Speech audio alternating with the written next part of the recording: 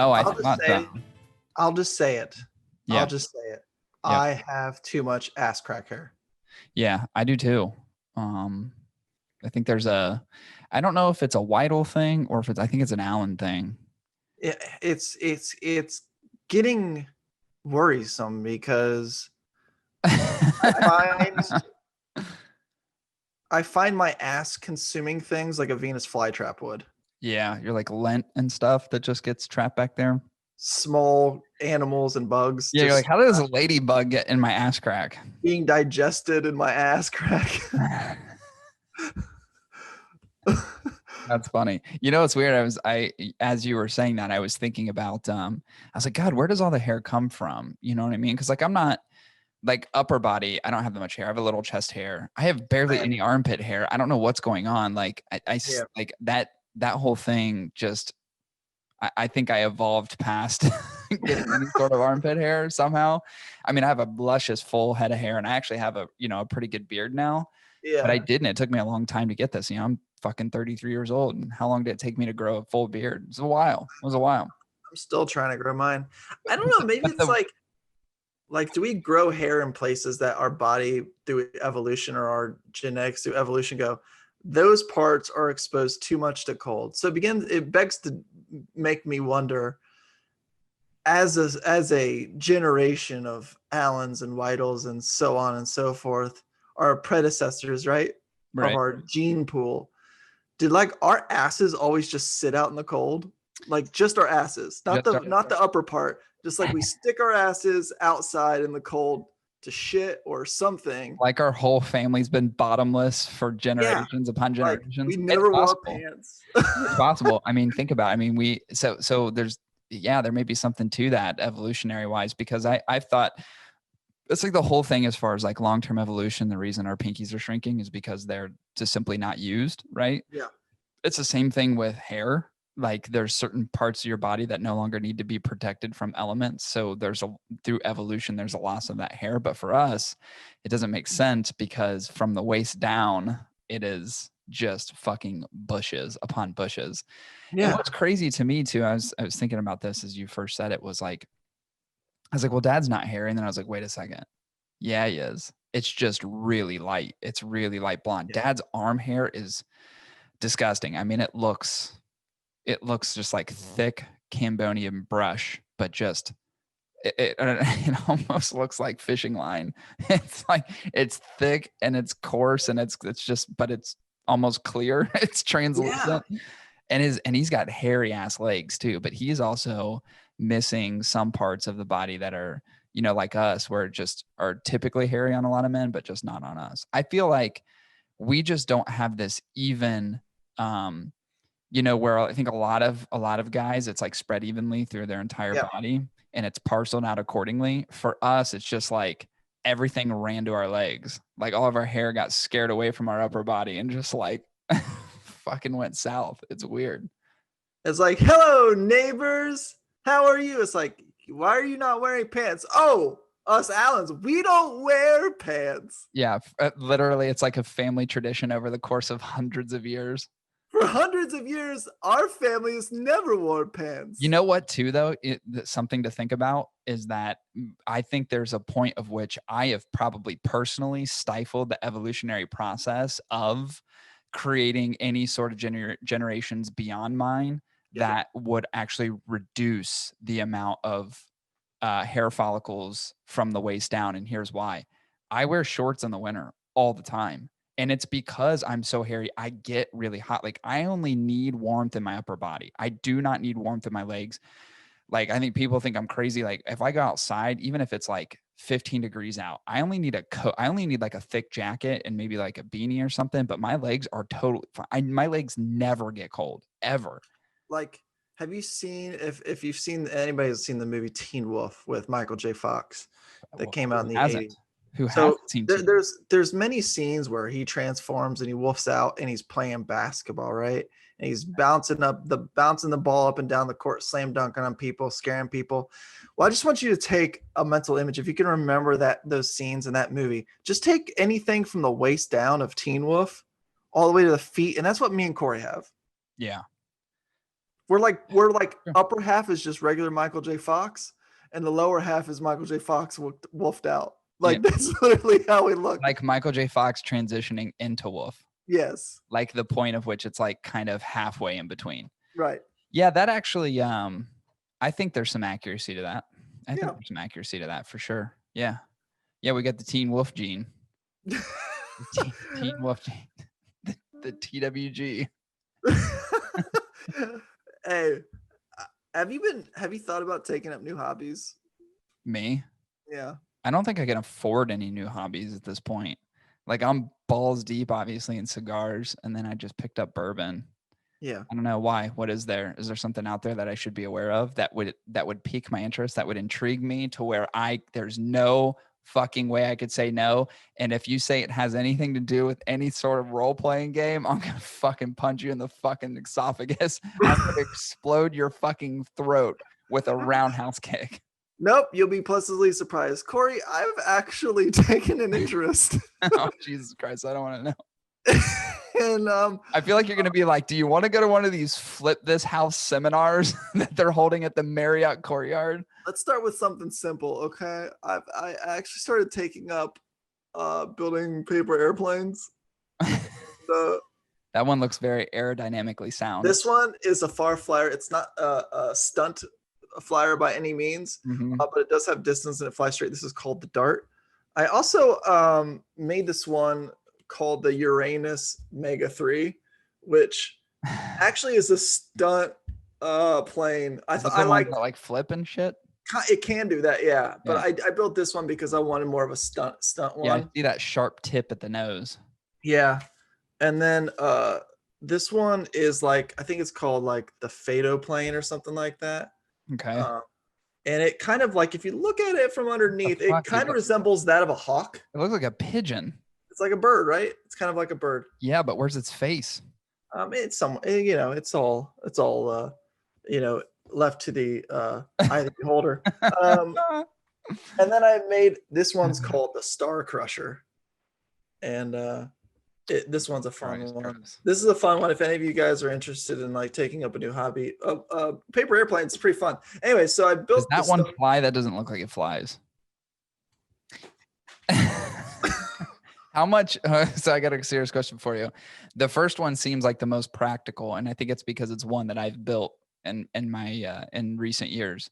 Yeah. Now the others seem less and less impractical in terms of flight as you move on. They just don't. If I'm taking anything from the Dayton Wright brothers, who are the inventors of flight, I'm going to go ahead and say that the last three don't do shit. Maybe. And but then I was like thinking to myself, you know what? I like paper now. I like paper a lot. Trees have died for our use, so I figured like, why waste it, right? So then I built a pigeon origami. Hold on, I got a question. Okay, serious question. Yeah. There's so many times, right, where you and I are having discussions throughout the week where you just go, I am so goddamn busy. Like I can't keep up with life. How in the fuck have you found the time to build these goddamn paper airplanes in this very impractical pigeon origami? I don't know. And then I saved the best one for last. I made you something, Corey. Okay. You want to see it? Yeah, I'm ready. It's a tulip. So it's not a paper airplane at all, is it? It's a tulip. What prompted you to get into this? Well, you like 3D paper art? Is that it? Well, I think it started because the children all wanted to build airplanes. Okay. And I'm like, if we're going to build airplanes, we're going to do it the right way. Right. You seem like a person who would do that. I spent the entire morning building paper airplanes in origami. For you, the lack of perfection, it ceases to exist. Like, I feel like watching kids build paper airplanes not to your standards is probably a very maddening thing. This one was quite like a fucking weird banana peeling at the top. Kind of, but it's a flower. Like if keep in mind, if I had colored construction paper, like, and if this was like a pink or purple, and Yeah, then you this make it was, very intricate. it'd Yeah. be very on point, right? So Right. some of these need color. How many pieces of paper does that particular thing take? This one, the tulip, Yeah. took Okay. two square pieces. So I had to turn 8.5 by 11 sheets into square pieces of Got 8.5 by 8.5. Do you have was there an origami book that you followed or a Yep. website that give you Yep. direction? There's a website. Yep. Okay. Yep. Interesting. Mhm. Now, were the kids able to produce their own origami? And Absolutely not. I did not allow it. yeah, I didn't think as much. I I figured let them I they let one them and pick only. the I let them pick the one they wanted, and then I built them for them. That's hilarious. So to answer your original question, no, I'm not interested. I'm not interested in origami at all, like in the least. There's no part of anything that I want to have in terms of I have no I barely have room in my life for the things that I have going on now, and to build things out of paper seems just so meaningless to me. Sorry, but origami's so cool, cool, cool. I'm not gonna lie, they look really good. They look very nice, Thank you. very impractical. I'm pretty sure that bird doesn't fly. Pretty sure the flower doesn't fly. Well, the children thought it Speculating, does. of course. The children thought it did fly, but it's more of a silhouette than it is an actual, like, Right. functioning 3D pigeon. So if you like, it doesn't really do anything, Yeah. Yeah. Yeah. you Of know. course. But all these are all flyers. Yeah. I know Uh, those fly. Yeah, There's a video of a guy doing that like at a soccer field or a football field, and it ends yeah. up flying and making its way onto the field. It's like the Oh, that's sweet. perfect flyer. It's amazing. Yeah, they're all fun. It's all Yeah. fun, Did you fun stuff. did you fly any of those outside? We did. I could only imagine how disappointed our audience is in right now. The fact that we're talking about fucking paper airplanes and origami. But get over it. Tune to The another bottom fucking line, channel if you don't like it. the common denominator of this whole story was like, hey, take up a new hobby. Yeah, of course. Of course. Corey's like, I Funny. don't have time for a new hobby. I No, I prob- don't. I I'll don't. probably bail on this one tomorrow, but Yeah, there's no part of me that has any time for any fuck. I thought you were gonna say something and suggest something really cool that I'd be really excited about. Like, I hey, do you just want to did. like learn how to race I F1 did. cars? And I'd be like, absolutely. Bro, it's a fucking tulip out of paper. You know, it's interesting. It's interesting that you said, "Are you interested in taking up another hobby?" Because I was actually thinking about this the other day. I was like, I got cigars, which I love, and that'll never go away. I'm real into bourbon, but that's not really a hobby. I just drink it, as I'm doing stuff, right? It's not a Yeah. hobby. I mean, other than like seeking to find rare shit, which I've really gotten into lately, it's not really a hobby. Like it doesn't consume too much of my time, and it's not really anything that you get to kind of build and learn and explore to a degree that's like really fulfilling. I actually thought about this the other day. I'm like, well, what other hobbies can I fucking get into? And then I realized, oh, I just bought this fucking dog that I have to commit to training literally every single day of the week for the rest of its life. I'm like, That's a that's hobby. just gonna be my hobby. That's Yeah. like parenting and hobbying. Yeah. Yeah, dude, we took him to Liberty today. Didn't do so well. Not good. Oh boy. A couple of people came up to him and he was like, "Rrrr." And I was like, oh shit. Like, dude, it was like if he was 130 pounds, it would have been the most terrifying thing on earth. Oh my And god. it Trying was to hold back a 140-pound dog would have been like, Yeah, oof. we're just going through the whole socialization process. And we overwhelmed him today because it's Black Friday. And we went to a place that was just there was a ton of people and you could see how overwhelmed he was. And I was like, there's certain situations where I was trying to get him out of it, but you're like walking through people and people kept wanting to come up and touch him. And I could tell he was just very overwhelmed. Like his brain was like frying.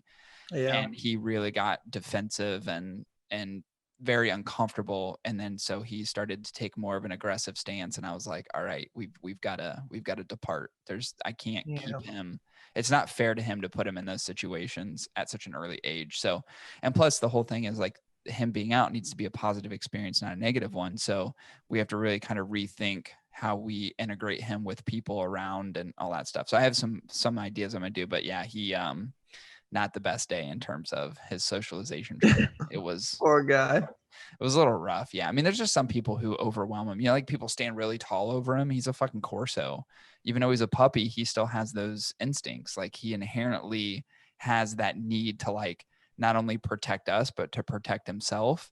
And even as a puppy, it's like if you're arching over him and you're large and you're very bombastic, I mean, you can see it in his face. He's like, fuck Yeah. this. And like, there was even one kid kind of stomping that got really like close, like not too close to us, probably like 15 feet away. It was like stomping around in like the middle of the courtyard at Liberty. And he was like, I mean, it was vicious. I mean, it was a fucking vicious ground. Lauren and I were like, all right, we got to go. It's time to go. But yeah, I mean, other than that, he did really well. Like putting him in a very overwhelming situation, he did good. But fuck. Did you buy anything today? I bought absolutely zero. I bought boba tea, which was really good. Lauren spent only $22, so I was very Wow. yeah. She bought like a shirt, so Proud of yeah, her. we didn't really. I mean, it was more going there for him. We weren't like looking for deals or anything like that. So Because it wasn't today always the day she went with her mom. yeah. Typically they go to like Kenwood and shit, but Yeah. I couldn't imagine. And here's the thing, like with coronavirus, like we spent most of the time, I mean 95% of the time we were there, we were outside, right? So outside, and we were outside with masks on. Like it was like I wasn't going to take any chances, and there's a lot of people there, and it's like I think I walked into 2 stores with Lauren and that was it. And outside of that, it was like we were in the middle of a courtyard the entire time, even with masks on. Because there was an overwhelming amount of people there. There was surprisingly more people there because ended up being a nice day. It was sunny and 55 degrees. So it was like a good day to go outside. And I could tell people were like, okay, it's Black Friday, day after Thanksgiving. You knew people were going to be out. You know what I mean? Yeah. Like there's no way people are going to sit at home and just be like, like it wasn't going to happen. So yeah, so I think for him it was too overwhelming, and he got really kind of defensive, and he was like cowering behind us and sitting behind us and trying to get away from people, so we had to get him out of there. Yeah. But yeah, he'll get there. He was really good at hockey. We took him to hockey a few times this past week. He was really good at hockey, but it's also not hundreds of people. There's like people walking, like zipping by him, and every fucking kid wants to touch him, and every person's like, and they're like in his face. And so we've got to rethink how we're going to train him. But yeah, it was a learning lesson for all of us. Yeah, I bet. It was crazy. So you never went to Dad's yesterday, right? Like you just ended up okay. Good man. I thought maybe you would cripple a little bit and you'd end up going over there, but no, I ended up video chatting with him for the kids like 8:30 at night when we got back and kind of settled in. Did that suffice his need? Yeah, it was a lot of this. Yeah, I know. How do you kids do it? Still hasn't figured out how to fucking FaceTime. It's like, dude, you can see yourself. That's the thing. It gives you your own monitor. Like you know what you look like. What are you doing? Well, he acts like the speakerphones on his phone are such garbage that he has to like put his fucking mouth to it like a regular phone call. It's never made sense. Ever. And I'm like, Dad, what are you fucking doing? I know. I mean, but that's good. He got a chance to see and talk to everyone. That food yesterday was good, but I didn't think about this until after the fact. There was no stuffing. Zero. What happened with the stuffing? I don't know. I had stuffing here. That was my favorite part. And it is fucking bomb, dude. I had zero stuffing. Zero this Thanksgiving. I can't express the kind of disappointment that I have had for the lack of stuffing in my life. Because usually it's like my favorite thing to eat. And I was like, where the fuck is it? Like, who was responsible for this? I'd say all in all, it was a good Thanksgiving. It wasn't bad. It was chill. I like a chill Thanksgiving. Yeah, it was chill. Like after you guys left, we stayed there for a little bit and just kind of hung out. And then, we came home and ate leftovers. We still have, because we bought a honey baked ham and turkey. So we have a ton of leftovers here. So I'd probably be eating on it for like the next 3 days. Hell yeah. But it's delicious. Yeah. I thought like having the kids over would be like overwhelming for some people, you know what I mean? Because we usually don't have kids over. Like specifically, well, I was gonna name one person, but I'm not gonna name their name. But it was, I mean, they were great. The kids were great. Like they weren't out of control. I mean, minus like them banging on the fucking piano every 5 minutes. It was actually pretty tame. They were great. Yeah, they were getting possessive on toys though, which is like, oh my god, they're not even Yeah. any of your toys. Why are you Yes. being possessive for I something you saw don't? that because Elena was like, "This is my birthday." There was like a ball, and I was like, "Wait, what?" I told her to go, "It's your birthday," and she was like, "Yeah," and I was like, "Are you sure?" It doesn't seem right, which is kind of funny, but yeah, it was, that's like the worst that happens. I finally got to hold Sutton for the first time. Literally, like I didn't even get to hold her. I like for maybe 5 minutes when you guys came over that one day. Mhm. When you're in there playing cards, Kelsey came out. I finally got to hold her for like a meaningful amount of time. I was Yeah, like, Jesus. And I told Kelsey, I was like, yeah, I wasn't trying to be like, I was like, I'm not my mom and I'm not the rest of my family. So you'll never hear me like, why don't I get to hold the kid? Or like, I'm not going to come like grabbing for shit because I'm not that person. I was like, so I appreciate you coming over and just saying like, hey, do you want to hold the baby? Because I was like, yes, I absolutely did want to hold the baby. I just didn't want to be the person to pressure you to hold the fucking kid because that's yeah, annoying. I know how yeah, annoying that is. yeah, yeah. It happened a few times already. Like that day, it's like, Yeah. oh, I gotta hold the baby. It's like, Yeah. For me, it's like I'll get my chance, but like I don't want it to be overwhelming. You know what I yeah, mean? Like, because I feel the same way. I honestly feel the same way about Carlisle and like Quincy. Where like mom's like, she'll be like, I want to hold the pug. And I'm just like, dude, he doesn't want you to hold him. Like he doesn't want to be touched right now. So leave him the fuck yeah, alone. Like yeah. sometimes they don't want to be held. So I was just like, I'm gonna just be cool. And then if someone says, hey, do you want to hold the baby? I'd be like, of course I do. But she was super sweet. I got one last story because I Yeah. know we got a review today. Of a review, people. A review. Um, my newborn baby, I think, is into body painting. Really? Yeah. With her own shit. Yep. Not traditional paint mediums, but literally shitting on herself. We put her on tummy time, right? Where it's a big mat and she Yeah. can lay on it. I was gone for 20 seconds, bro. She's I covered in come back. She has managed to crawl. I didn't even know she can crawl yet, but she literally shit on herself on her back of her legs and in between her belly and everything Is she and just rolling it? smeared it everywhere. Nice, nice, nice, nice. It Yeah, yeah, was yeah. all over her chest and it's like a mustardy color. And so it's like, Ugh. where it's like, it looks like, okay, it looks like cottage cheese. If someone's like, I like cottage cheese, even though I think it's fucking disgusting. I like cottage cheese so much that I like adding mustard to it and then like mixing it up. That's literally what it looks like. And Ah. she literally smeared it everywhere. Corey, it was in the back of her knees. Like she had the crease in the back of your knees? Yeah. There was shit in the backs of her knees. How's that happen? It was in her armpit. It was on her cheek. Like she literally just fucking body painted and like smeared it around and dragged it a good foot. I'm only speculating, but I have a feeling that if I were to go onto Pornhub right now and look for the top 10 searches, like what's the Pornhub's top 10 in this particular moment in time? I'm pretty sure Scanner. shit body paint is in the top 10. Oh, I'm sure it's in there for sure. So Yeah. you may have a Pornhub baby. Yeah. I used like 8 giant things of like paper towels. Yeah, I'm I not had gonna lie, to that's a little putrid. That's a and then as I'm spraying to clean her, I'm spraying to clean her. We have this like real soft cleaner that you can use on like skin and stuff for babies and whatever that we've like made. And uh as I'm spraying her, she continues to shit on herself. It's like I was a uh, never-ending cycle of shit. just And it fucking just shit kept covered. coming. Uh, Oh, that's putrid. yeah. Yeah, that's gross. That's really gross. It's the parallels between like it's just funny right now because you're dealing with a growing child. I'm dealing with two grown puppies, and the similarities, the parallels between the two are really funny. Because like the first night we had Carlisle, he just took his shit and fucking flung it all over my like there's literally there's shit outside of his cage like on the walls. I'm like, what the fuck happened? Yeah. Yeah, the parallels between the two are really funny. Although I don't think your daughter has like gotten aggressively growly at anybody. No. Yeah, dude, No, he not like yet. he straight slung his shit. That's what it reminds me of. It's just like, what is it? Wow, God, it's so weird to me.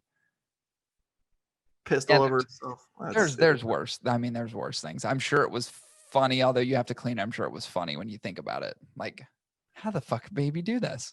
Well, like everybody's in the living room like playing Uno and cards and still eating like well after the party was over, and everyone could hear me going, "Please stop!" I was like, "Please stop moving," as I'm trying to clean her up.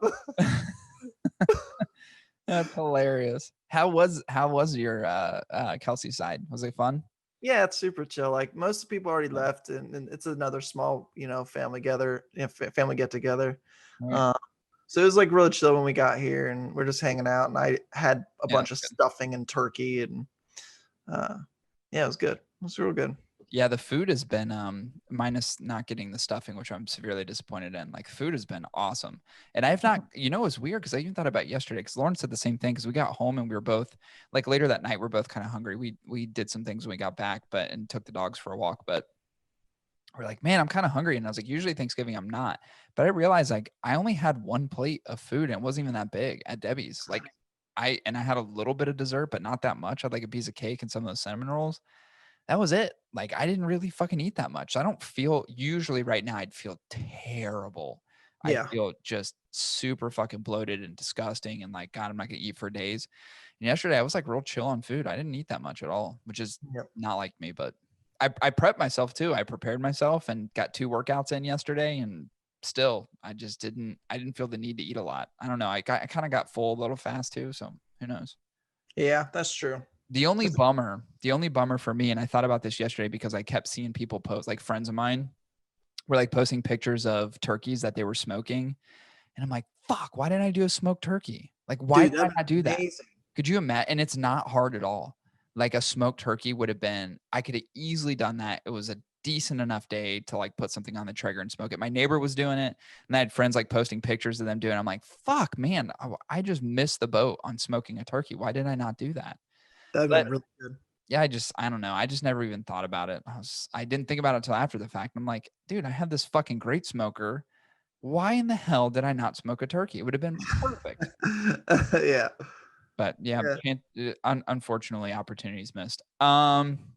We do have a review today, which is cool. I'm going to go out on a limb and say that everything that has been released by this organization in 2020, and that is Crown Heads. I believe this is the last main release of the year, and I don't mean like store specials or anything like that. Main release of the year that we have to complete. So that's pretty awesome. We're knocking them all out, knocking them all down. I mean, we've been reviewing these goddamn releases since the beginning of the year, and it's nice that we're rolling in December and finally going to complete the Crown Head Saga release of 2020. And with that, if anybody could guess, which they already know because they heard it at the beginning of the episode, we are breaking down the 4 Kicks Capa Especial, Yeah. which is Yeah. awesome. It's Kappa is such an interesting word, isn't it? Yeah, I don't know what Kappa means. Does it means head? No, it doesn't. What does Kappa mean? No, I mean, Caput in Latin is head. I went to the archives again to try to find out the origin of this Kappa that Crown Heads is come up with for the name of this. And I'm thinking special Kappa. What is Kappa? What does Kappa mean? And it didn't take long. I kind of went very Illuminati on this. What's the movie with Tom Hanks where he's like Uh, angels and demons? Angels something. Yeah, yeah, yeah. Angels and But demons. wasn't there a first one? There was like there was a part 1 and a part 2. Yeah. What was the first one? I forget the Isn't first one. Angels and Demons the second one? Yeah, I think so. Yeah, that was the I don't know. first one. I don't know what the other one is. Let's see if I can Anyways, find out. You keep talking, and then I'm gonna see if I can find it. but I went through some text in a book that I found at this very old library. And what I came across was this, Corey. Have you ever heard of Kappa Beta Pi? Is that like a sweet cream pie? Yeah, quite literal. The movie, the first one is Da Vinci Code. Well, yeah, Da Vinci Code. That's what it Everybody is. says Da Vinci Code. See, this one, when I first heard the phrase Kappa Beta Pi, Yeah. I was like, what is this? Some sorority, fraternity? Right. Something like it sounds like that. Not Something. to be clear, not a sweet cream pie.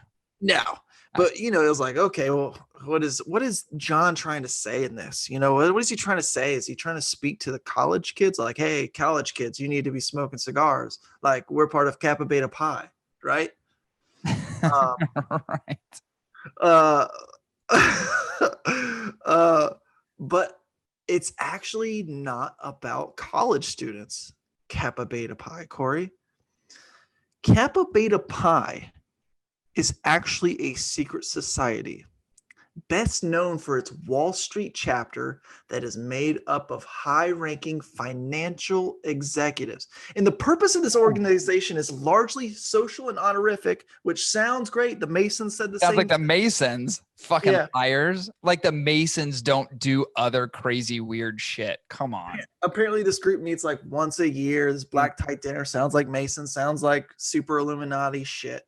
You know what it sounds like? It sounds like some Jerry Epstein fucking I have my own private island that I transport kids onto kind of Let thing. me let me rattle off some names, bro, of people that are part God, of this dude, secret society of this Kappa here. Beta Pi. Can we call Alex Jones to confirm what is going on here? Because I think we may be, Chris, you may be unraveling a story in history around Crown Heads and its association with this exclusive Kappa Beta Pi secret society.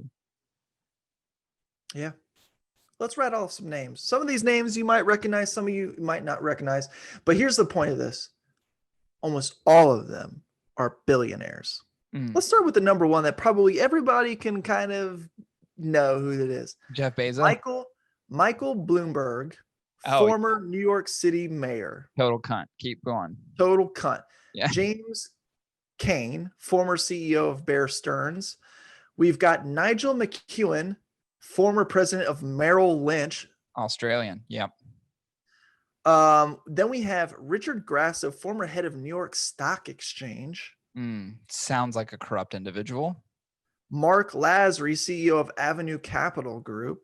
Interesting. Wilbur Ross, United States Secretary of Commerce. Oh, I don't like it. I don't like how you have a Secretary of Commerce who works for the government, also a part of a secret rich society. Continue. Robert Rubin, former U.S. Treasury Secretary and former co-chair of Goldman Sachs. Yeah, a lot of bankers you're naming, a lot of bankers in here, a lot of corrupt individuals, I feel. Yep. Sanford Wheel, former CEO of Citigroup. If you've Never liked him, never liked Sanford. Yep. Never liked him. But the list goes on and on. It goes fucking on and on. And it looks like there's a girl in this group, which is very There's no girl billionaires. Not that have earned their money. Just kidding, Oprah Winfrey. I kind of see one. I think unless Sally can be a guy's name. It's probably a guy. Having a guy named Kelly, you're like, she made the list, and then you find out he's got facial hair, and you're like, yeah, different Kelly. But it just makes me wonder, like, what is Crown Heads trying to say? Yeah, you know what's weird is I was actually looking at the list too, and if you go down and you scroll through the list at ranked 1052, you'll see John Huber's name there. He's very, very low. Hold on, I gotta look at this. I gotta see this. Hold on. But he made the list. I'm scrolling. Hold on, let me see it. 1052. I looked at the list. Holy fuck. John Huber is part of Kappa Beta Pi. Yeah, it's interesting. The connections being made. And listen, I'm not a conspiracy theorist at heart, but there's something bigger at play here. Holy shit, dude. Have we taken time to dissect the label on this? Because we're looking at the 4Kicks label and you see the crown and there's some intricate patterns to the crown. Now, if I look at the Kappa Beta Pi, it's actually a pretty elementary symbol as I look at it. There's a finger pointing, there's a cup of coffee and a few stars. And a really weird skeleton key. That means we work hard and we know where we're going. It's got a lot of energy. I think there may be some symbolic resemblance here. You might be onto it, bro. I think we should probably not get ourselves in any hot water here. we may want to back off of this conspiracy theory. Like, there's like, this is the crazy shit. They said there's an all-day initiation that's held once a year in a secluded farm field and involves excessive drinking. Mm. Yeah, tell me there's no kids being tossed around at Do that you level. remember when John talked about his excessive drinking? I do. Yeah. There you go. That could be it. Do you remember Now he's clean now. He's clean now. Do you remember how many times he said he liked to play in fields? Yeah. He said it so many times. He's like, I love fields. I love He's a good like, farm field. he goes, my favorite movie is Field of Dreams. His favorite actor is Sally Field. I mean, holy shit. come on. Are we not making a connection here, or are we making a connection here? Where's Alex Jones? We need him in on this. I think John, let's do it. I think John's trying to uncover something about this secret society. Maybe he was kicked out. Maybe he was done drinking and they kicked him out. Like, you don't drink anymore. Get the fuck out. Yeah. But maybe he's trying to uncover some real dark shit going on in Kappa Beta Pi. And it's possible. Maybe found on the label or inside the cigars we smoke. It's possible. And with that, we should probably get into it. We should probably get Let's see what unravels. Let's see what codes we find. We did smoke the 4 Kicks Capa Especial and a Robusto 5x50. Now, this boasts an Ecuadorian Sumatra wrapper, Nicaraguan binder, Nicaraguan filler combination. Price point is actually pretty reasonable on the cigar. I think the Robusto is around $9, something around there. So it's not going to set you back a whole lot of money. $9, I think, is pretty reasonable for most Crown Head cigars, and I think is kind of the average. I would say in like releases like this, it seems to be the average. Like the only ones that seem to be heightened in price are like you have like the La Colossion that came out, which was like exceeded that $10 price point. But everything kind of it seems to always be, especially the 4 Kicks lineup, always seems to be in alignment in with that $9 to $10 range. So this is kind of par for the course, I think, in terms of I would say a new cigar, Crown Head cigar to the market that's under the 4 Kicks brand. Yeah. Now, I will say this, and we're not even actually getting into the cigar yet, but I'm going to ask you this question. So the original 4 Kicks Bosa Red Band, that's the Habano. Do you like the red or the blue better?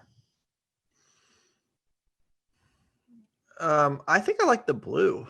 I do too. The red is obviously more identifiable because it's been in the market for so long. But I think I like the blue better laced with the gold. I think it's a better look. I think you should have put the blue on the Habano and reserve the red. Nah, I mean, in hindsight, who gives a shit, right? But I really do like the blue. I think the blue is awesome. Oh, my God. Hold on. Michael Bloomberg, James Kine, John Corzine, Nigel McEwen, Lawrence D. Finch, Richard Grassa, the names go on, right? They are all Republicans. And we know that Republicans sport the color red, right? But in this one, the Kappa Beta Pi Especial is the blue. So I have to imagine John is sending some underlying message in terms of the association to the secret society. Is he saying I am no longer one of you? I believe that's probably the tale that he's telling. Now, you can't be, when societies like this, you can't be so forthright in saying or disseminating certain information. That's how you get your head lobbed off. That's how you disappear. That's how you get what we call Clintoned. Oh my God, it makes so much sense. John is the elephant, and he's looking at all these people going, you jackasses. Because jackasses are the Republican Party. The donkey. Are they? The donkey, bro. It's possible.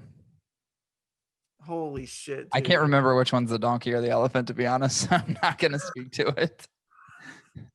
I should probably know that.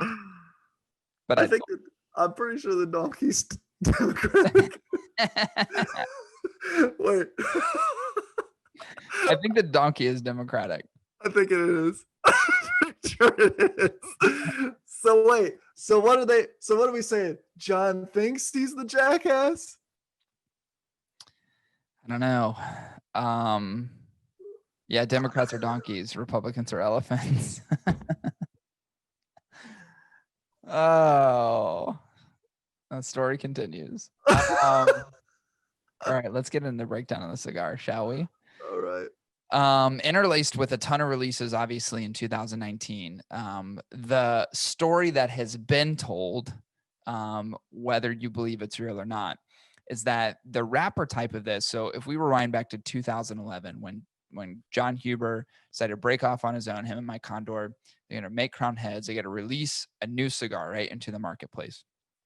The Four Kicks, as we know it, the Habano version, is what made it to the market first. Two blended samples that were released at the time from EP Carrillo were this Ecuadorian Sumatra and the Habano.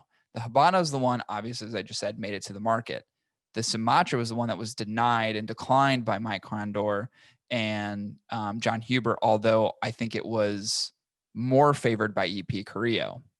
So the decision was Trump. They went with the Habano. So years later, this is the release of that original cigar. So it's hard to say that this is like a newly blended cigar. It's not. It's something that had been in the works previous back to 2011.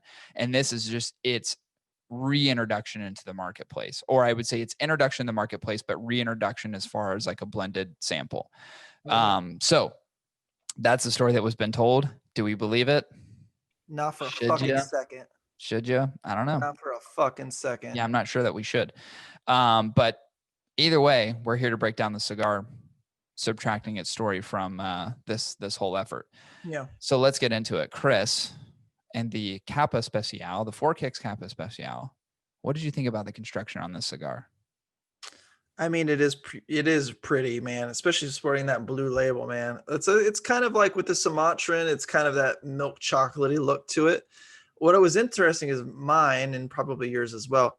There's something there's so much texture in that Sumatran wrapper.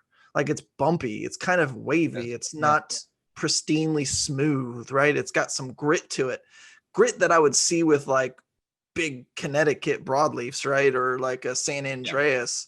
It had this toothiness to it. But what's interesting is it had really mild minimal veinage as well. It's like sporting the best of like what might be like a traditional Habano or like Connecticut with like mild minimal veins, but got that toothiness like those heavy fucking wrappers that you can get like San Andreas or like a Connecticut broadleaf.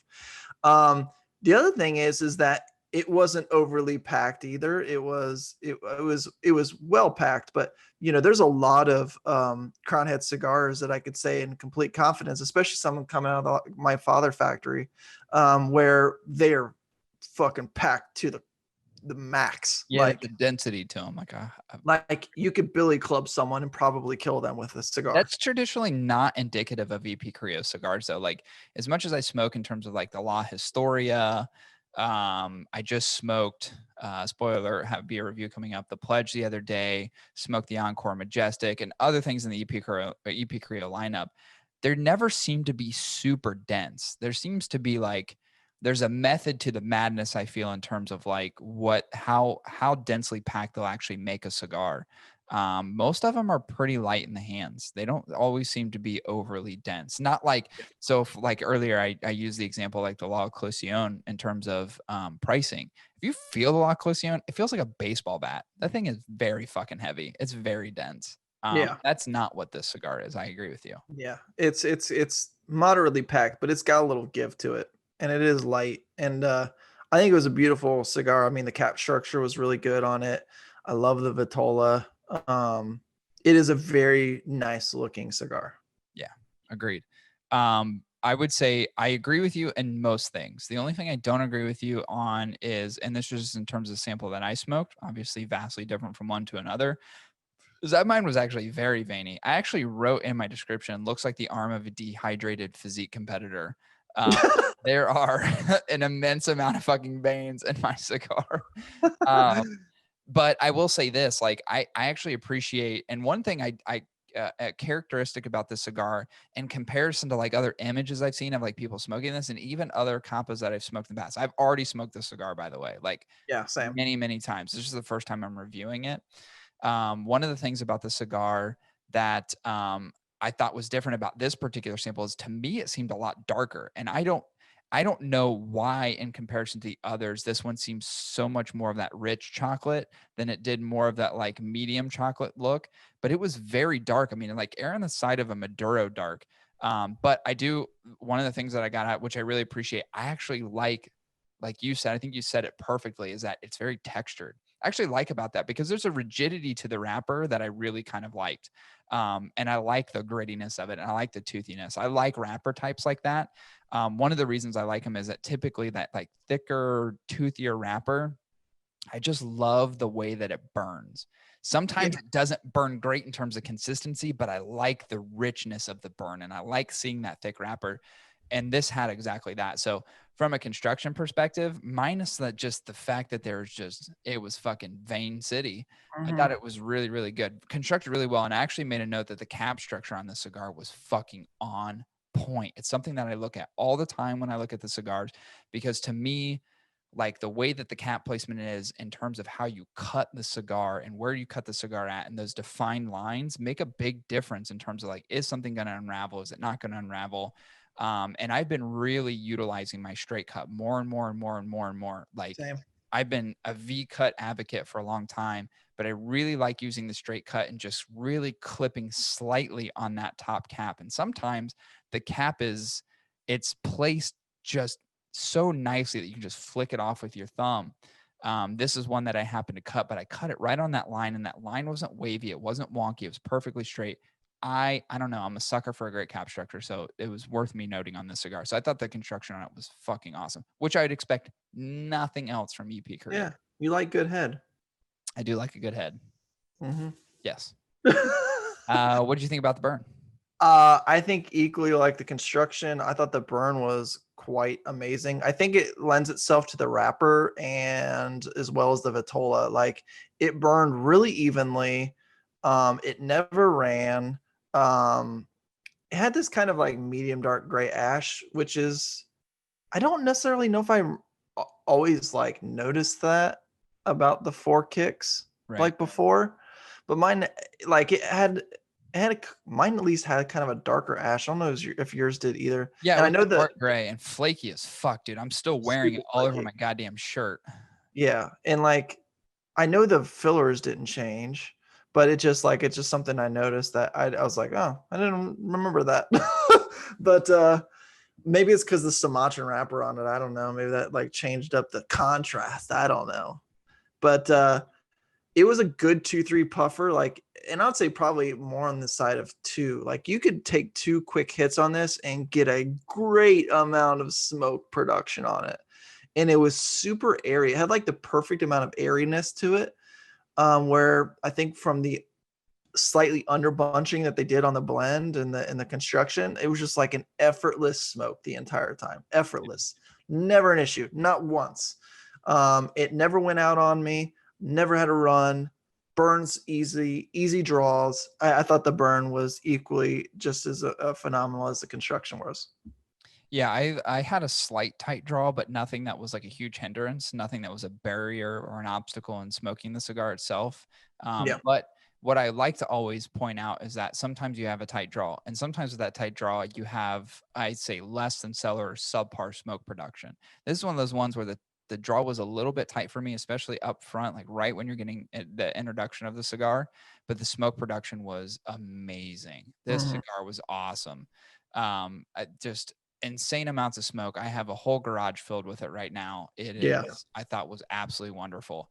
Burned evenly. It was very consistent for the most part of the cigar. I got a few little wavy lines towards the end, but nothing that required a touch up. I think part of what I liked about the cigar was that flaky ash as it ashed. It was weird to me, and I don't know if there's a science behind this or if there's anybody that's ever kind of explored this further. Typically everybody really likes a long ash, right? Like a lot of people just get a kick out of like a cigar ashing for a very long time and just remaining on the edge of the cigar. And I'm not saying that really challenges the burn line of the cigar, but I think what I really liked about this smoking experience was the fact that it did flake as often as it is, it almost kind of reset that line every time it kind of ashed. You know what I mean? So there wasn't anything else in there hindering the oxygen and airflow through the cigar and allowed it to burn more evenly, maybe than otherwise would have had the ash kind of stayed on. So I kind of like that it was flaky and that it ashed as often as it did because it just kind of kept everything moving. So for me, I thought the burn was pretty awesome, minus the slight tight draw at the beginning. It burns as easy as Kappa Beta Pi was built, because this cigar is uncovering the mystery and the madness and the corruption behind this secret society, Corey. Maybe we should just say now that like this is episode 175, and if there's no episodes after this, you know why? Because You we're know dead. exactly why. We're both dead. Yeah, that's right. You heard it. So, what did you think about the flavor of this cigar? And there's a question I want to ask you, and I don't know if you can reminisce enough to say, okay, there's a tons of iterations of Four Kicks. There's a Four Kicks Maduro. There's a Four Kicks Habano. There's now the Four Kicks Capa. There's the other iterations like Mule Kick, which is these other limited releases of the Four Kicks edition stuff.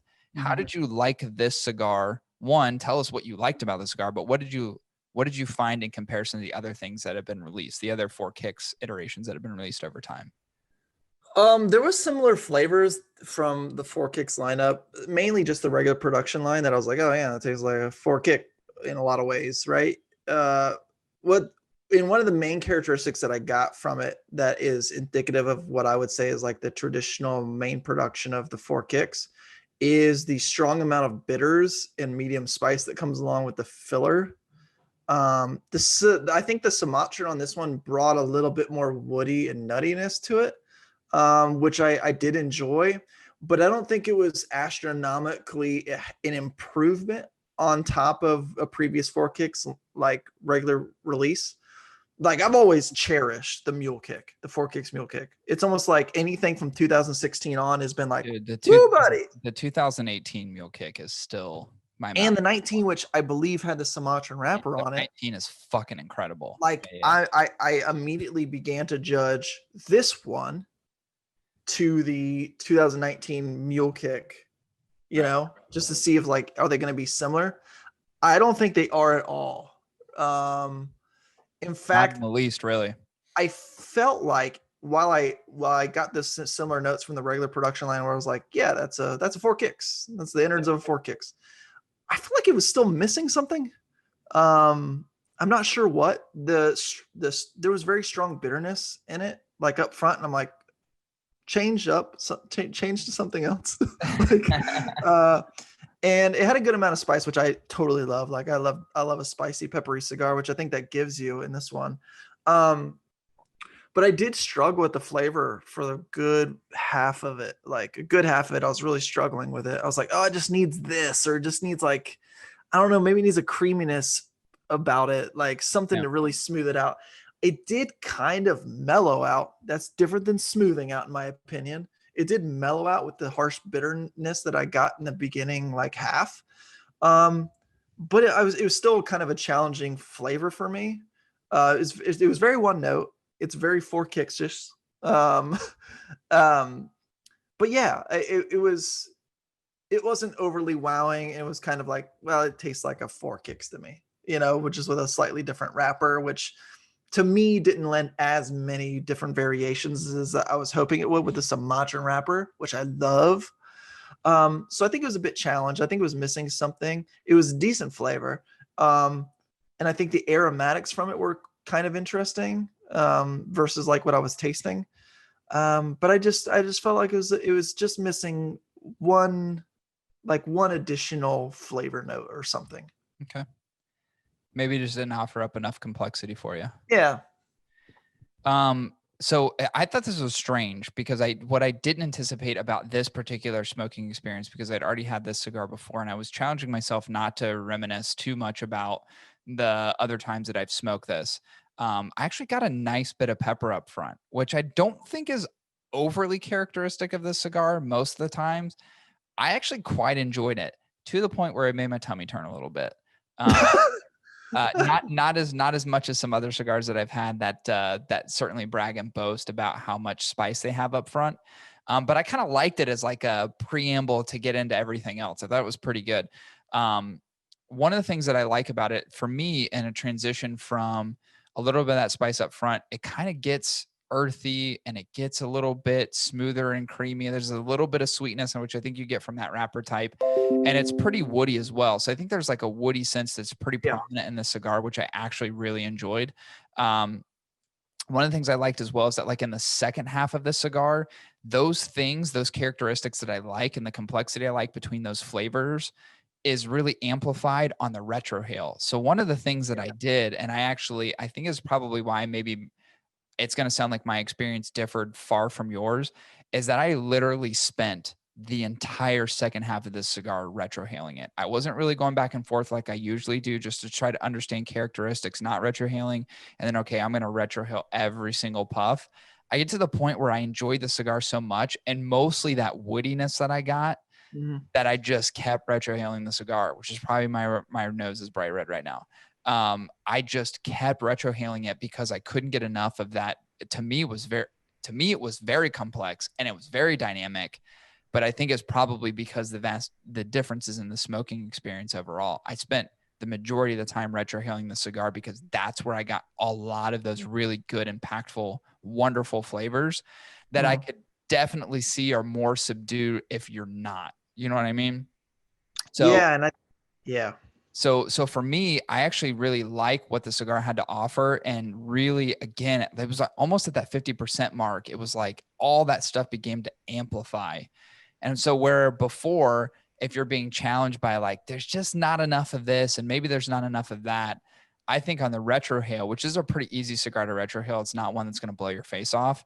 I just kept doing that continually over and over so I could really get a good expression of those flavors as I was smoking it. And I did that all the way to the end. And for me, all those flavors, although I would say I agree with you in terms of like it's not overly dynamic, most of what you get remains through most of the cigar. I love the amplification of it as you go to the end of the cigar. Now there is a little bit more introduction of like an earthiness to the cigar towards the end, which is where I think maybe I got some of the bitterness that I actually quite enjoy. But I thought it was really well balanced. I like that. I like the feel of it a lot in terms of like the progression of flavors all the way to the end. Mhm. Really, the only thing that I didn't like about the cigar is that where I was really enjoying that woodiness, and this is just a personal critique, not a critique as far as the overall flavor profile. I was really getting excited about that kind of like slightly charred wood flavor that I just kept getting over and over, both on Yeah. the retrohale and not. And it seemed to kind of like where I was like getting more excited about it. I'm like, I'm heading towards the finish line. The cigar is going to go out on a crescendo. That kind of eroded from the flavor profile a little bit. And it just became really earthy. And so the retrohale wasn't as fun at the end. You know, it wasn't as pleasing, it wasn't as pleasant. But really for the remainder, like for the most part of the cigar, I would say 75% of the cigar, I love the flavors. And I will say this now, all the other times I've smoked this cigar, I've not enjoyed it as much as I've smoked this time. And the big difference between that, the component of which makes it so vastly different, is the fact that I spent more of my time retrohaling this cigar, which really brought out great aromatics, brought out great flavor. So I would say if you're someone who likes to retrohale a cigar or you're interested in doing so, it's something that you certainly have to become accustomed to over a Mhm. period of time. If you can, you're willing to. If you want to get the most out of this cigar, retrohale it as often as possible because you're going to get the best expression of those wonderful flavors. Yeah, I did a few retrohales on it, and I was like, yeah, I love the aromatic on it. I love the smell of it, It's especially super going. aromatic. But I did not spend a majority of my time going the retrohale route. Dude, I was just I literally got the halfway point. And I was like, "There's no other way to smoke this cigar. This is how you have to smoke this cigar. This if you want the best profile flavors you've just got to do it. That's where the intensity kicks up and it's not overwhelming, but it's just so rich and it's so deep and it's complex. To me it was like that's where the cigar shines. It shines in the retrohale. yeah, yeah. I'd say if you've got the sniffer for it, people, You gotta do the sniffer on I this got a one. big ass nose with great airway passages. So retrohaling for me is something that not only do I do often, but it's like it's obviously preferable. It's I don't find it challenging in the least, Yeah. as I once did. So I'd say if you're a cigar smoker, I would say a seasoned one, and that's a common practice for you do it. And I would say if you're not and you just like to smoke cigars, I would say in a more of a regular fashion, challenge yourself to just let a little bit of that smoke go through your nasal passages. I think you'll find that the combination of the senses of your nose and your mouth are really going to be the best expression of the wonderful flavors this cigar has to offer. Yeah.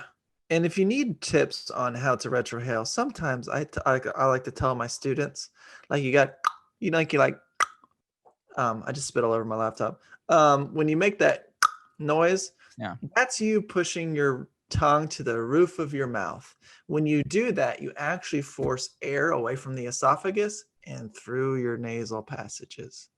And that helps. And you just go, and you just blow out the nose. And Yeah. that's a great way to retrohale. I'd say there's certain cigars where I say it's like baby step type of thing. This is an easy cigar, in my opinion, to get the retrohale on. Yeah. So that being said, we come to the price point of this cigar. I said earlier that it's very much in Yep. line, not only with, I would say, most traditional crown head cigars, which never really surpass, I would say, a very inflated price point.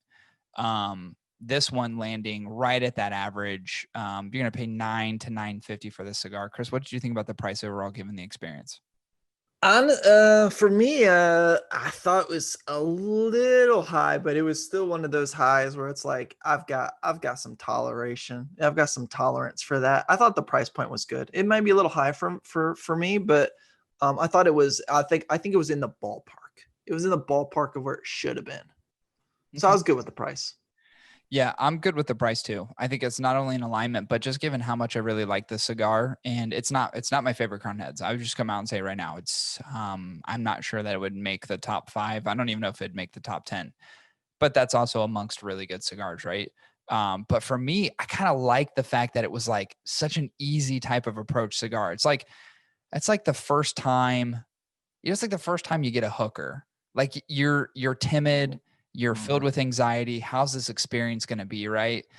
But you want that hooker that's going to calm you and relax you and just ease you into the experience and really just Yeah. hold your hand through the process and just make you feel comfortable all the way through. That's what this cigar was for me. It was a This really nice hooker. Hey, is this your first time, honey? Is this your first time? I didn't say Third Street Dayton hooker. I just said hooker. Oh, Yeah, like to me, it was very sensible and just easy. I liked it. And honestly, it's Sure, weird for you me now liked because I'd it. had this I had this cigar so like no, I don't want to say so many times before, maybe 3 or 4 times before I really just sat down and like thought about it and reviewed it. And now there's no way I could smoke it any other way. It's Retrohale City, yeah. Retrohale 2020. That's how I'm going to smoke this cigar going forward because that is the best way to get the flavors that you want to get out of it. Yeah. Don't mind the stretch marks, honey. Just feel up them tits, okay? Did your fucking did your hooker have emphysema, one of those voice Oh boxes? yeah. She's a heavy smoker. She's like Terry from the Truth commercial. Gross. You can fuck her fucking larynx hole though if you wanted to. Just pop that little bad boy out and boom. Which hole you want, honey? You want the vag hole or the throat hole? Happy to pop out this device for you. Okay, so cool. So we both agree that the price point seemed to be on point. Chris, text me your score, and Done. let's see where this bad boy lands. This is the Crown Heads for Kicks Capa Especial. All right, I'm gonna have to do a little bit of math on this. Hold on. No, I know exactly where it lands. This is a secret society, so give us a minute while we go behind a closed door and talk amongst ourselves, and come back to you and let you know what our verdict It'd is. be great if I could just black out the screen on. Wait, kill your camera. Kill your camera. Hold on. There we go. Okay. All right. So, what are you thinking? Do you think this is worthy of a highly recommend? What are you thinking? And I'm back. It lands right on the line of highly recommended. It is technically a highly recommended cigar, given both the scores, averaged out to right on the line. Right on. Okay. Like literally on the dot. Okay. So this particular cigar, we say highly recommended overall score. I think it makes sense to me. And I see why your experience differed from mine. And it's good to kind of just articulate that to the audience is like, if the difference in smoking styles for this particular sample smoke between the both of us, I think it's something to say is like you're likely to get vastly different experiences based upon how you actually smoke the cigar. Mhm. If you want the richness of it and you want that complexity and you want the aromatics and you want the senses on high alert, there's a certain way you're going to have to smoke this, which you don't have to do in every cigar. There's some cigars that I really hate on the retrohale. There's some cigars that are overwhelming on the retrohale. This one to me is super easy. It's super light. And it's again, like that, those woody tones and the earthiness. And there's that slight sweetness I think you get from that Sumatran wrapper. It just hits on just all cylinders. So differences in smoking style, maybe in particular on this cigar, but overall a great Crown Heads release. Not the best one of 2020. I think we would agree on. There's some real hitters. That's what I said. We talked about this earlier as far as like a couple, it's weird. I got, not that I got backlash, but I actually had 3 different brands reach out because there was a point in time where I said, is Crown Heads the only one releasing cigars in 2020? What the fuck's going on? And then I actually got responses to 3 different manufacturers, and not small ones either. They were like, what the fuck? Like, we've released multiple things over the course of the year. And I'm like, have you though? like this, have you? I don't know. Agree to disagree, but it's just like, when you put it all out there and you're releasing new cigars and you're exploring different things. And I love the idea of bringing something back that was originally created in 2011, bringing it to the marketplace, despite the fact, and I'm sure Mike Condor and John Huber didn't say in 2011 that this was a bad cigar. They just preferred one over the other. So to come back and say, hey, the second on the list, the one that was least preferred, we're going to bring it to the market, and for it to still be good, it's like, That's true. one, you got to say hats off to EP Korea, but also hats off to Crown Heads for like bringing that back. Like, take that from that initial thought process from 2011 and rewinding back almost fucking 10 years. Dude, that's what's crazy about it. This is 9 years ago. And then they're bringing this thing back that you certainly had a remembrance of. And like, boom, hits the marketplace in 2020 with all the confidence in the world and a great smoking experience at that. It's like, how can you not tip your hat to EP Korea and Crown Heads for saying like, let's just fucking put this bad boy out there? I think is a great release. It was a little overshadowed by a lot of other stuff that came out this year. Yeah. And by a little overshadowed, I mean a lot overshadowed. But I love seeing this cigar on shelves. Like there's no Crown Heads humidors that I know around here that don't have these stocked, which I think is awesome. And to me, it's like, after today, it's like I can't wait to smoke it again. I thought it was that good. Yeah, I got to give Crown Heads also like kudos for being one of the forerunners in the industry to like constantly push new products. Yeah. From multiple places, like to continue to explore. It's weird because a lot of what this industry reminds me of is like, if it ain't broken, why fix it? Where one of the things I always appreciate about Crown Heads is like, well, we want to explore other stuff, and we want to explore other factories, and we want to explore other blends, and we want to explore other opportunities. We want to explore other special edition stuff and different tactics in the industry and different strategies and see what stick. Not all of them stick. Not all of them are great, but that's what I fucking love about it. I think that's what makes a great company is like, you're more often going to fail than you're going to succeed, but you take those failures and those opportunities to be better.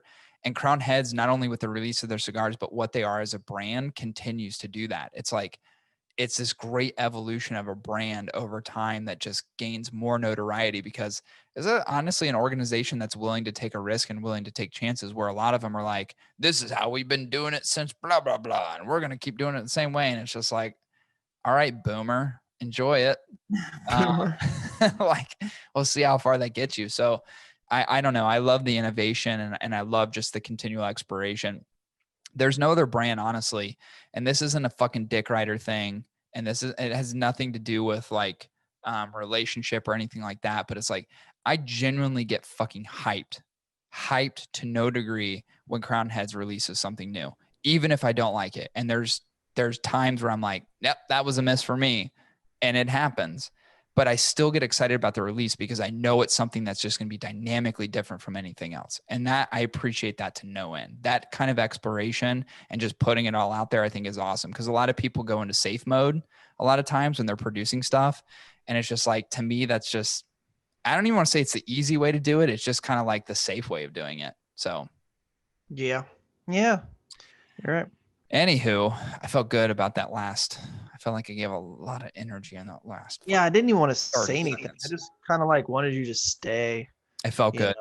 Up on the podium, and I'll just be like, I'll be honest.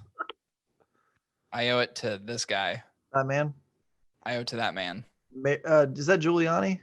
No, that is not fucking what Giuliani. What the fuck? Is that Mayor Giuliani? Former Mayor I want to fucking crush your throat right now. If I could Darth Vader you right now and just, I would do it. That's James Gandolfini. You fuck. Oh, well, they're both like. Why would I have a poster of Rudy Giuliani? You know who my favorite mayor is? Rudy Giuliani. So I got a fucking poster of it. Now, does Rudy Giuliani smoke cigars? He does. Yes. And could I get a poster of him? Absolutely. Does he kind of look like James Gandolfini in the light and the shadows? A little bit. A little bit. Kind of. They're both bald-headed. So I'm going to give you a pass. But it's 100% James Gandolfini, you fuck. That is Tony goddamn Soprano right there. What are you thinking? Rudy Giuliani, Rudy Giuliani spent his entire time breaking the mob and the mafia, while this guy spent his entire time building it. That's true. That's very true. Damn, Chris. Ugh. If there's anyone that I could be minus the high cholesterol and the fucked up family, it would be Tony Soprano. If I could be that person, I'd be that person in a heartbeat. The coolest fucking job ever. Breaking people's fucking hands when they only owe you like $30. Exactly. That's the best thing about the show. The guy's like a fucking multi-millionaire. Someone owes him like $100 and he goes and fucking has someone smash their pinky. It's like, we saw you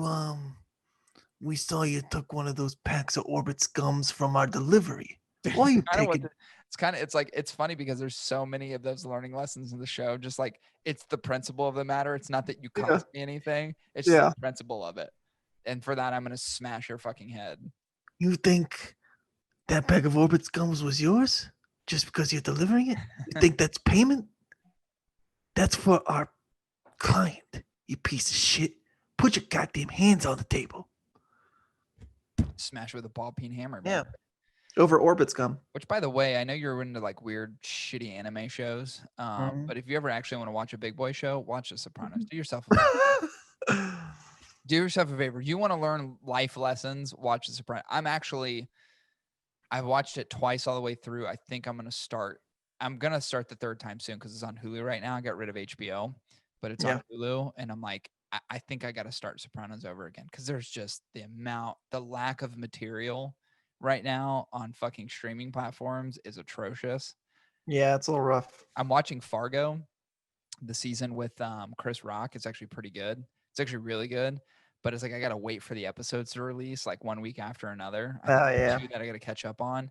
It's like the only show I'm really into right now. That's it. Like I need to go back. into the archives and just do Sopranos for the third time. It is my all-time favorite show. That and The Wire. Sopranos is better from season to season, in my opinion. The Wire has kind of ups and downs, but dude, I'm telling you, Chris. You know what? Don't watch The Sopranos. Just don't. It's not for you. It's just not for you. Yeah, probably not. Just watch your mind shows. Watch the shows you don't have to think about. That's true. You watch. Well, I have to read subtitles, so my reading comprehension's going up. There's a subtitle show that I'm watching right now. What is it called? It's a weird name. I just started. It's actually a movie. I don't mind subtitles. I like subtitles more than I like dubbed over. If it's dubbed over, I won't watch it. Subtitles, I'll watch. Movies where they're like someone speaking in German, they try to make it English. It's like, I'm out. Nope, Yeah. I can't do that shit. But subtitles are fine. Anyway, let's conclude this episode. I'm getting hungry. I got some fucking honey baked ham downstairs calling my name. Okay, that's fair. That's fair. All right. Well, hey, enjoy your origami. Enjoy your paper airplanes. I'm hoping by next episode you've honed your craft even further and we'll see bright colors and maybe you can even demonstrate one to us in full flight. Sure. I'm really hoping we're alive by then because I'm a little worried about Kappa Beta Pi. Yeah, I know. We may done fucked up. We may have fucked up.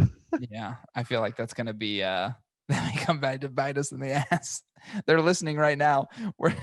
We are connected to Zoom, so they probably like the NSA is probably like their national security protection. I know. We're all gonna get fucked. Yeah. Anyway, all right, let's conclude the episode. This was episode 175, kind of a milestone episode. We're 25 episodes. We're like half a year away from 200, which is really weird when you think about it because it's like 200's a lot. It is a lot. Should we stop at 200? Should we just not do it past this? Should we just go to 200 and just be like, we're done? That's like having we're like 100 short of having a year's worth of episodes that someone could watch every day. I know. They could listen to one episode a day for almost an entire year. That's really weird to think about. It's really strange. Yeah. It's a lot of episodes. Yeah. It's a lot. It's like, how do we keep doing this? You know, the good thing is people keep producing cigars. So if that ever ceases to exist, we're fucked. Makes it easy at that point. Yeah, we just have to start another podcast. I think at that point, we should do something completely different. That's probably likely what would happen. So, all right, let's end it now. This concludes episode 175. We'll be back at you next week with episode 176. See ya. Bye.